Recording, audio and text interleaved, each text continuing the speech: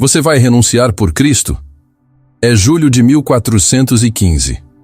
Um homem está amarrado a uma estaca de madeira no meio de um campo em Constança, na Alemanha.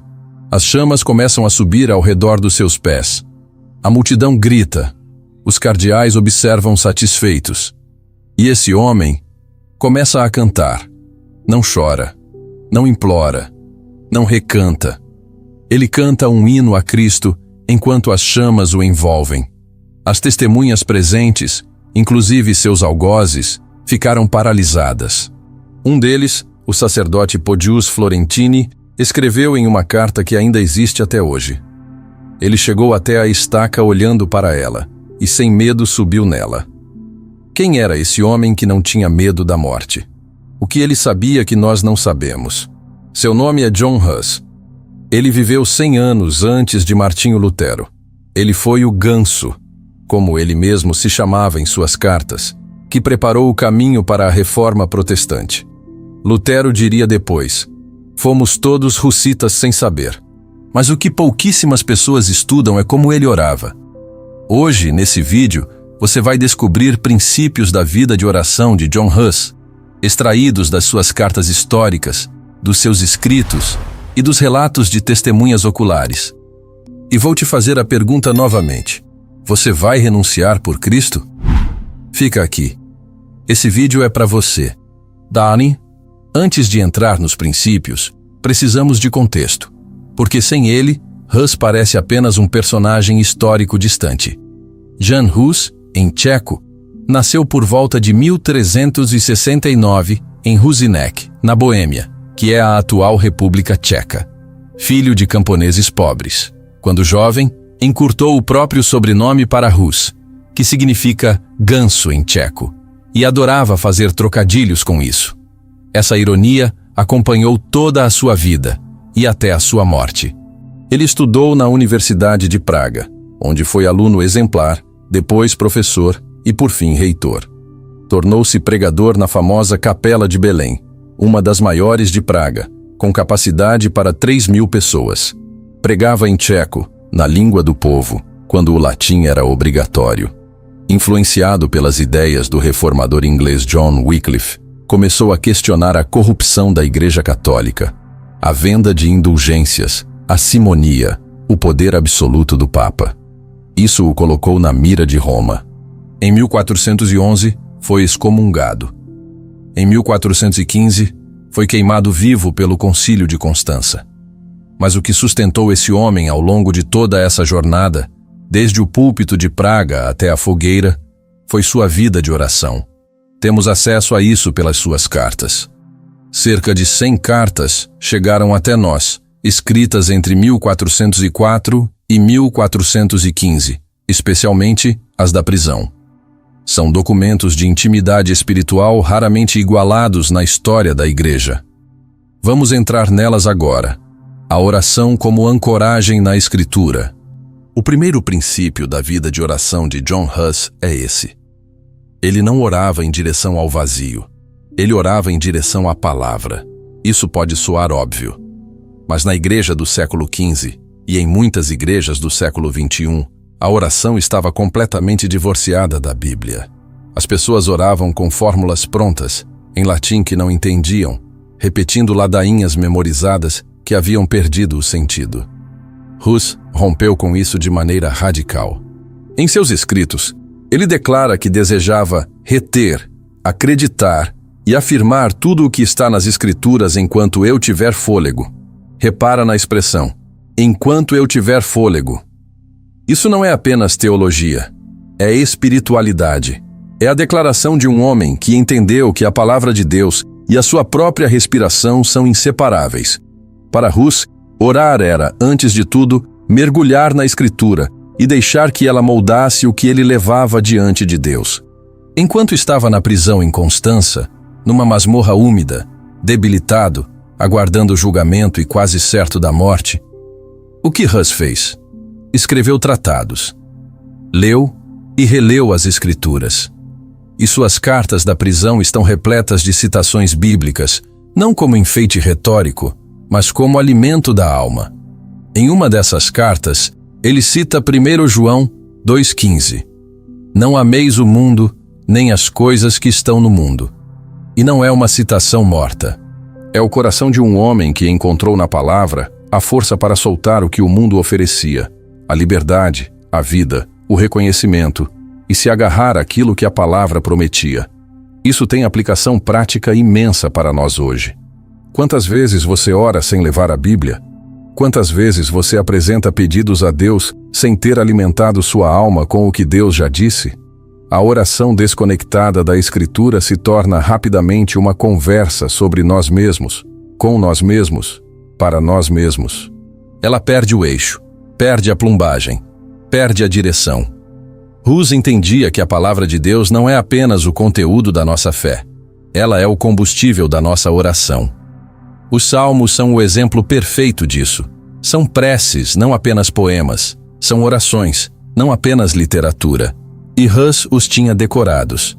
Quando morreu, segundo os relatos históricos, ele foi à fogueira cantando um cântico de Davi. Os salmos que ele havia internalizado se tornaram suas últimas palavras. A pergunta prática para você hoje é: quando foi a última vez que você abriu a Bíblia, antes de orar, deixou um versículo aterrissar na sua alma, e então, a partir daquele versículo, começou a orar? Isso é o que Hus fazia. E isso é o que transformava sua oração de um monólogo ansioso em um diálogo com o Deus vivo. Princípio 1. A sua oração só vai tão longe quanto a sua familiaridade com a Escritura.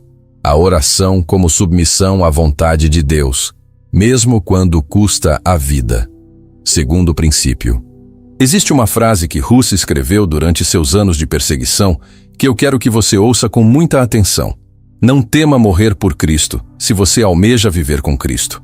Ele disse isso a um sacerdote amigo, uma admoestação, uma convocação.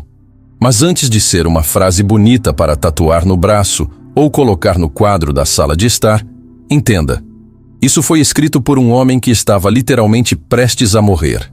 A vida de oração de Hus era profundamente marcada pelo que os teólogos chamam de resignatio ad infernum, a entrega completa da vontade a Deus, mesmo que isso custasse tudo. Não era resignação passiva, era submissão ativa. Hus acreditava, do início ao fim, que se fizesse a vontade de Deus, Deus poderia poupar a sua vida, como havia feito com tantos outros na história da salvação. Mas ele também sabia que, possivelmente, Deus tinha um propósito em tomar a sua vida. Isso é algo que a maioria de nós nunca chegou perto de entender sobre oração. A maior parte das nossas orações é construída assim: Senhor, faça a tua vontade, desde que ela coincida com a minha. Ou, Senhor, estou entregue, mas sobre esse assunto específico, eu preciso que aconteça assim. Hus virou esse modelo de cabeça para baixo. Em suas cartas da prisão, ele não pede para ser libertado. Ele pede discernimento, fidelidade, coragem. Ele pede que seus amigos não abandonem a verdade. Ele pede que a igreja seja reformada. Mas raramente, quase nunca, ele pede para sair da masmorra. Por quê? Porque ele havia chegado a um lugar de oração onde a vontade de Deus não era mais uma opção entre várias. Era a única opção possível. Há um relato extraordinário sobre o período em que Hus estava em exílio voluntário no sul da Boêmia, entre 1412 e 1414. Ele havia deixado Praga para que a cidade não continuasse sob interdito, a punição da igreja que fechava as igrejas e impedia os sacramentos de ser ministrados. Ele saiu para proteger o povo. Durante esses 2 anos de exílio, Hus escreveu alguns dos seus textos mais profundos. E algo que transparece nesses textos é uma profunda paz. Não a paz da ignorância, não a paz de quem finge que tudo está bem. A paz de quem havia genuinamente soltado o controle. Essa paz não veio naturalmente, veio pela oração. Em uma de suas cartas, enquanto estava na prisão de Gottlieben, acorrentado durante a noite, livre apenas durante o dia, Hus escreve sobre o sofrimento como uma participação no sofrimento de Cristo. Ele havia desenvolvido o que os estudiosos chamam de uma teologia do sofrimento. E essa teologia não era intelectual, era vivida, era orada. A aplicação prática para nós. Você já fez uma oração assim?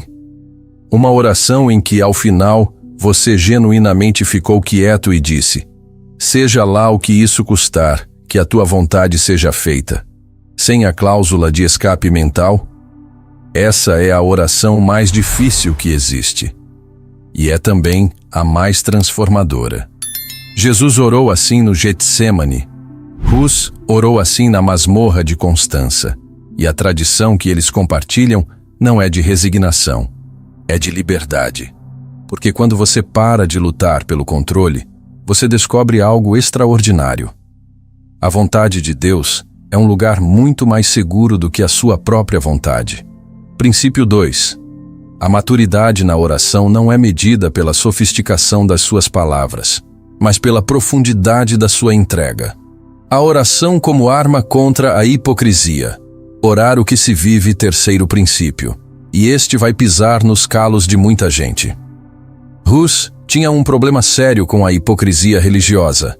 Não era uma antipatia pessoal. Era uma convicção teológica profunda.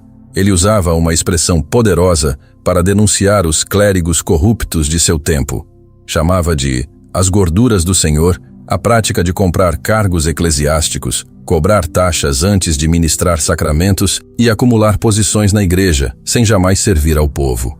E o que tornava a crítica de Hus tão devastadora não era apenas o que ele dizia, era como ele vivia. Enquanto bispos se enriqueciam com as taxas dos sacramentos, Hus pregava de graça para 3.000 pessoas na capela de Belém. Enquanto cardais viviam em palácios, Hus morava com simplicidade. Enquanto o Papa vendia perdões, Hus ensinava que o verdadeiro conhecimento da Escritura Sagrada só pode ser alcançado por meio da simplicidade e do desprendimento das riquezas terrenas. Isso criou uma coerência devastadora entre sua oração e sua vida. E essa coerência é um dos princípios mais negligenciados da vida de oração. Pensa comigo. Você pode orar por pureza e viver na impureza. Por quanto tempo isso dura antes de virar formalidade? Você pode orar por humildade enquanto age com arrogância. Por quanto tempo antes de sua oração se tornar apenas ritual? Hus entendia que a oração não é um compartimento separado da vida. Ela é o espelho da vida. E quando o que você diz na presença de Deus contradiz radicalmente o que você faz na ausência dos homens, a oração perde força. Não porque Deus pare de ouvir, mas porque você para de acreditar no que está dizendo.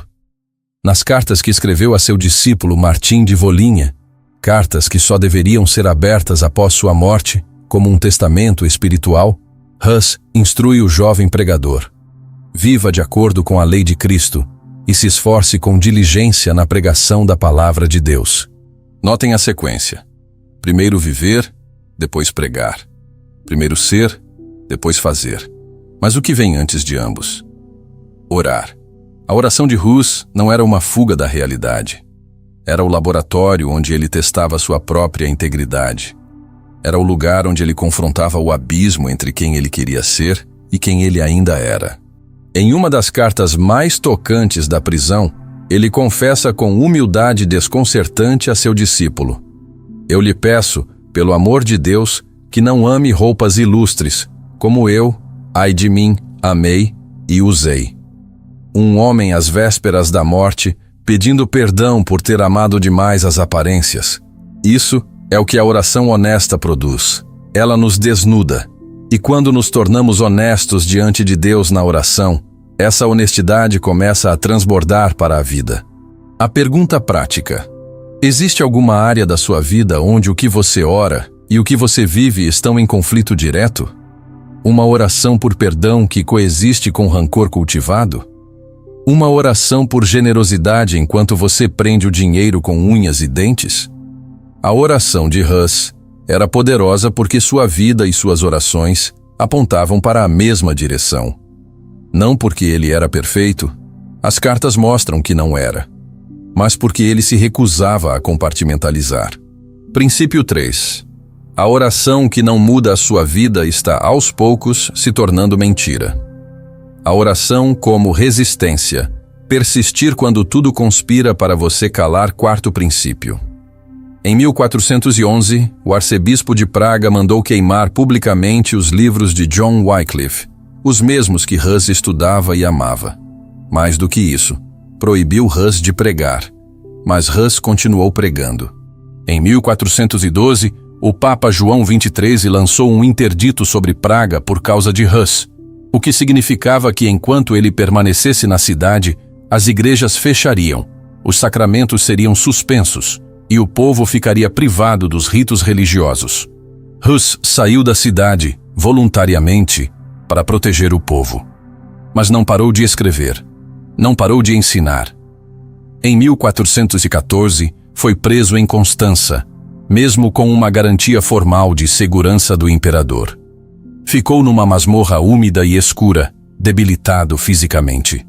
Durante 73 dias foi mantido no castelo de Gottlieben, acorrentado à noite. E o que ele fez lá dentro? Ele escreveu, ele orou e ele ensinou. Segundo os registros históricos, enquanto estava preso no convento dos frades negros, antes de ser transferido para Gottlieben, Hus escreveu folhetos sobre os 10 mandamentos, a oração de Jesus, o Pai Nosso, o pecado mortal e o casamento, especialmente para o seu carcereiro. O seu carcereiro, o homem que segurava a chave da sua cela. Hus estava orando e ensinando a sua guarda. Isso é uma das imagens mais poderosas de toda a história da oração cristã. Em vez de usar sua energia mental e espiritual para lamentar a injustiça, para planejar a fuga, para amaldiçoar os seus algozes, ele estava ensinando o Pai Nosso para a pessoa responsável por mantê-lo preso. Isso não é ingenuidade. Isso é o fruto de uma vida de oração que havia produzido um caráter inabalável. E há outro elemento fascinante nessa resistência orante de Hus. Ele escrevia cartas. Dezenas e dezenas de cartas da prisão. E nessas cartas, o tema que aparece repetidamente é o da intercessão.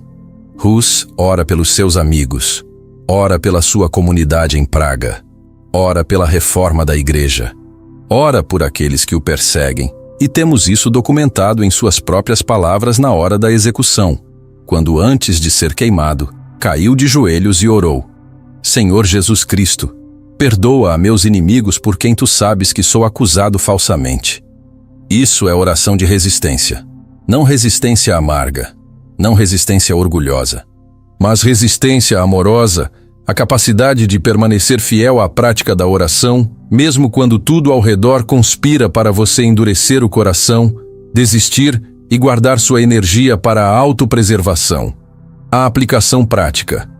Em que situação da sua vida você está usando a adversidade como desculpa para não orar?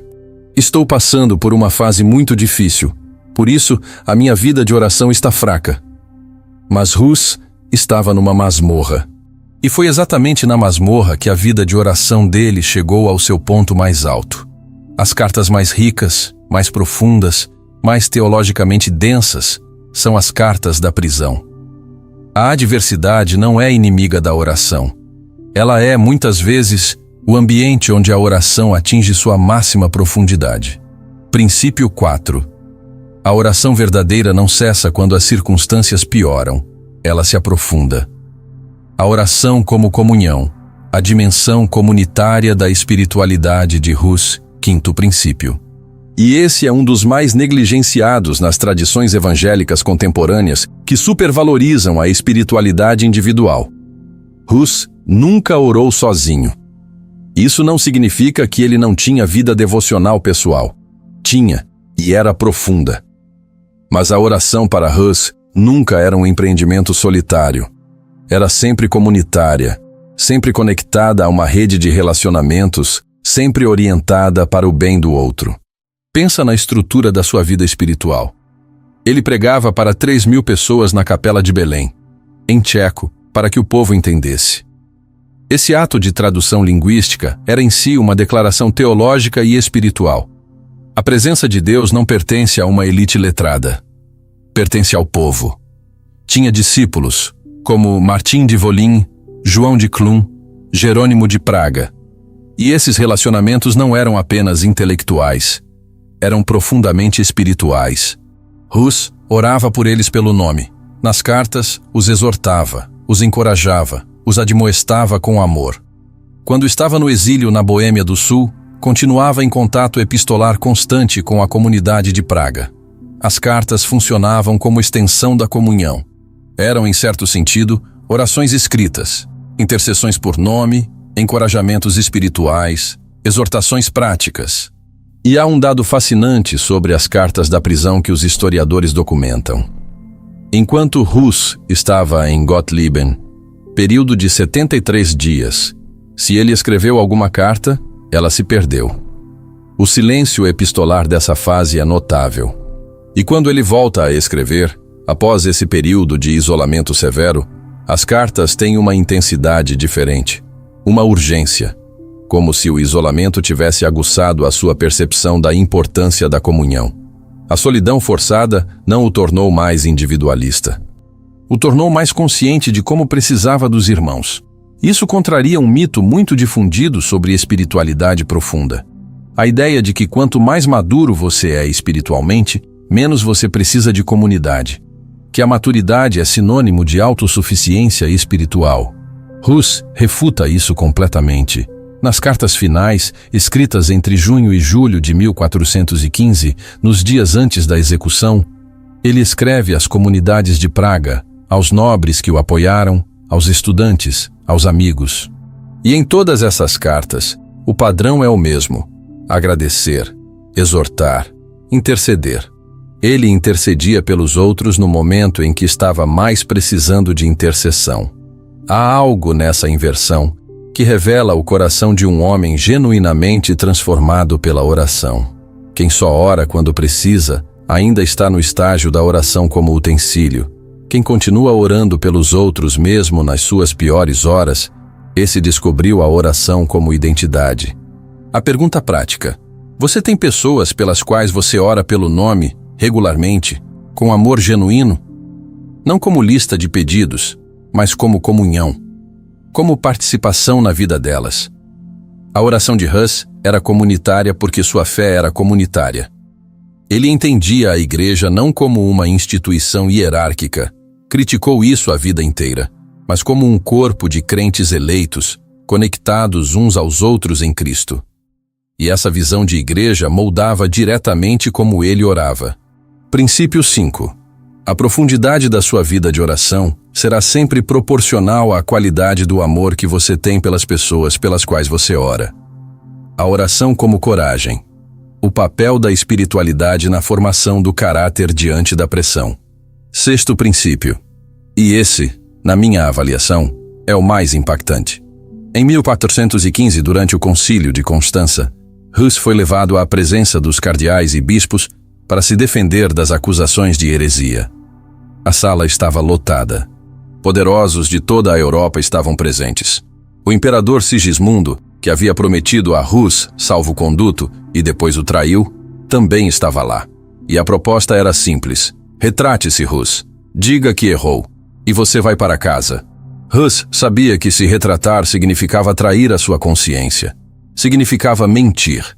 Significava negar não apenas os seus ensinos, mas aquilo pelo qual ele havia orado, lutado, vivido. E ele disse: não posso, não posso. Não porque era teimoso, mas porque havia anos de oração que haviam construído um caráter que simplesmente não tinha mais a estrutura para ceder àquele tipo de pressão. O que muitas pessoas não percebem é que o momento da crise não determina o caráter. Ele revela o caráter que já foi formado antes da crise. Quando Hus disse, não posso naquela sala, ele estava colhendo décadas de oração. Cada vez que ele havia orado sobre as Escrituras, a convicção se aprofundou. Cada vez que havia entregado a vontade a Deus, a dependência humana diminuiu. Cada vez que havia orado com honestidade, sem hipocrisia, a sua consciência ficou mais sensível. Cada vez que havia persistido na oração nas adversidades, a sua coragem foi sendo temperada. Cada vez que havia orado pelas pessoas ao seu redor, o seu ego foi sendo reduzido. E então, naquele salão, diante do poder de toda a igreja medieval, esse homem de oração disse simplesmente: não posso. Há outro episódio ainda mais dramático. Quando estavam levando Hus para o local da execução, as ruas de Constança, eles passaram em frente a uma fogueira onde os seus livros estavam sendo queimados. Os guardas esperavam que ele ficasse perturbado, mas Hus sorriu e disse que era pequena a coisa de queimar os seus livros, quando o que importava estava escrito no coração dos seus ouvintes. Essa serenidade não é psicológica, não é temperamento. É o fruto de anos de oração que haviam deslocado o centro da gravidade da vida de Hus, do mundo visível para o mundo invisível. Ele simplesmente não tinha mais medo de perder o que o mundo podia tirar, porque a oração o havia levado a um lugar onde o que realmente importava era o que o mundo não pode tocar. Isso tem um nome na espiritualidade cristã clássica: desprendimento. Não indiferença, não frieza, mas a liberdade que vem quando você já resolveu, na oração, diante de Deus, o que realmente tem valor eterno e o que tem valor apenas temporal. E essa liberdade é o que torna uma pessoa capaz de enfrentar qualquer pressão sem se quebrar. A pergunta prática para você hoje: se amanhã você enfrentasse a maior pressão da sua vida, pressão para ceder, para mentir, para abrir mão da sua integridade em troca de segurança, o que a sua vida de oração de hoje teria construído para te sustentar? Não é uma pergunta para te assustar, é uma pergunta para te despertar. Porque a coragem de Hus no momento da crise foi apenas o produto de uma vida inteira de oração cotidiana, ordinária, fiel. Princípio 6. A oração não é o que você faz quando enfrenta a crise. É o que forma o caráter que vai enfrentar a crise quando ela chegar. A oração como visão profética, orar além do seu tempo. Sétimo e último princípio. Em outubro de 1412, ainda no período de exílio, Hus escreveu uma carta onde usou a imagem de pássaros para descrever os reformadores que viriam depois dele. Disse que outros pássaros, que pela palavra de Deus e por suas vidas voarão para lugares mais altos, vão despedaçar suas redes. Ele estava orando e visionando por pessoas que ainda não existiam. Um século depois, Martinho Lutero pregaria as 95 teses. E Lutero diria: fomos todos hussitas sem saber. Ele identificava a si mesmo como o cisne que Hus havia imaginado. Mas o que me interessa aqui não é a profecia em si, é o que ela revela sobre a natureza da oração de Hus. Hus orava além do seu tempo. A maioria de nós ora dentro do perímetro das nossas próprias necessidades imediatas. Oramos pelo nosso emprego, pela nossa saúde, pela nossa família, e isso é bom e necessário. Mas a vida de oração de Hus tinha uma dimensão que poucas pessoas desenvolvem. Ele orava pelo reino de Deus em escala histórica. Ele intercedia pela reforma da igreja, não pela sua segurança pessoal dentro dela. Intercedia pela fidelidade das gerações futuras, não pela sua própria preservação. Escrevia cartas para serem lidas após a sua morte, instruindo pessoas que ainda nem havia conhecido. Isso revela uma compreensão de que a oração não é apenas uma conversa entre você e Deus sobre o presente. É uma participação no projeto eterno de Deus na história. Há algo libertador nessa visão.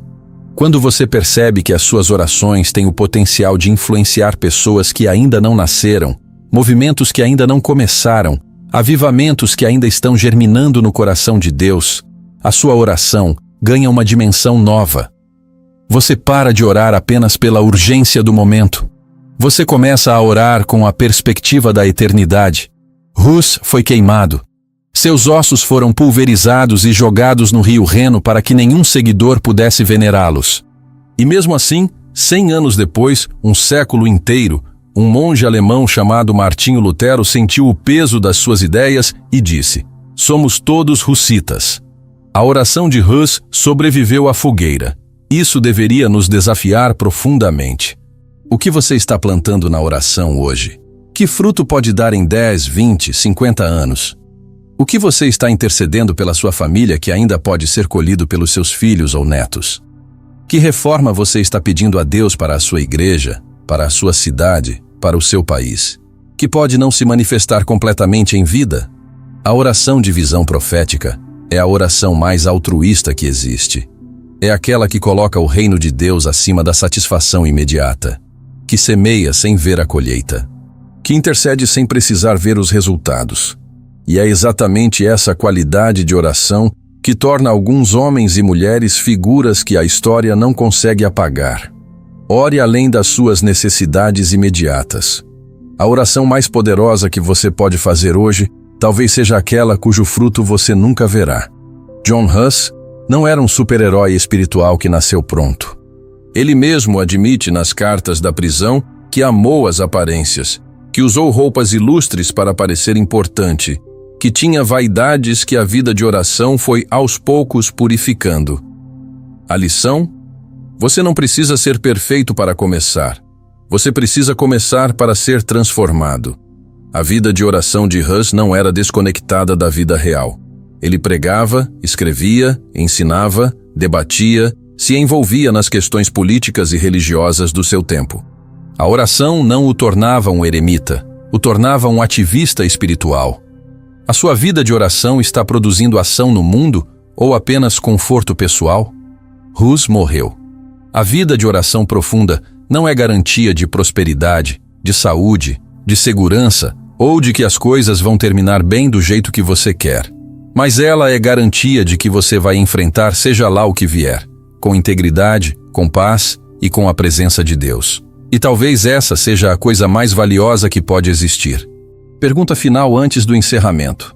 Se você fosse levado amanhã para uma câmara de julgamento, não necessariamente física, mas espiritual, onde seria desafiado a abrir mão das suas convicções mais profundas em troca de conforto, aprovação e segurança, o que a sua vida de oração de hoje teria construído para te sustentar? Você passou mais de 30 minutos descobrindo princípios da vida de oração de um homem que mudou a história. Vamos recapitular. 1. A oração ancorada na Escritura. Ele orava com a palavra. 2. A oração como submissão total. Ele havia soltado o controle. 3. A oração e a integridade. Ele vivia o que orava. 4. A oração como resistência. Ele persistiu na masmorra. 5. A oração comunitária. Ele intercedia pelas pessoas pelo nome. 6. A oração que forma o caráter. Ele foi preparado antes da crise. 7. A oração com visão profética. Ele orava além do seu tempo. Uma coisa prática para você fazer hoje. Escolha um desses princípios, apenas um. O que mais te convicto, o que mais te desafiou, o que mais te incomodou. E durante os próximos 7 dias, aplique aquele princípio especificamente na sua vida de oração. Apenas um. Consistentemente. Por 7 dias. Você vai ver uma diferença. Se esse conteúdo te tocou, compartilha esse vídeo com alguém que precisa aprofundar a vida de oração. Deixa um comentário contando qual dos 7 princípios mais te desafiou. E se inscreve no canal, porque toda semana trazemos exatamente esse tipo de conteúdo. História da igreja aplicada com profundidade prática para a vida de hoje. Eu deixei os links das fontes históricas utilizadas nesse vídeo na descrição, incluindo as cartas de John Huss, a biografia de Matthew Spinka e outros recursos para quem quiser se aprofundar. Esse foi John Huss, um ganso que cantou no fogo, e que 6 séculos depois ainda tem coisas a nos ensinar. Até o próximo vídeo. Que esse conteúdo traga crescimento espiritual para a sua vida. Um abraço.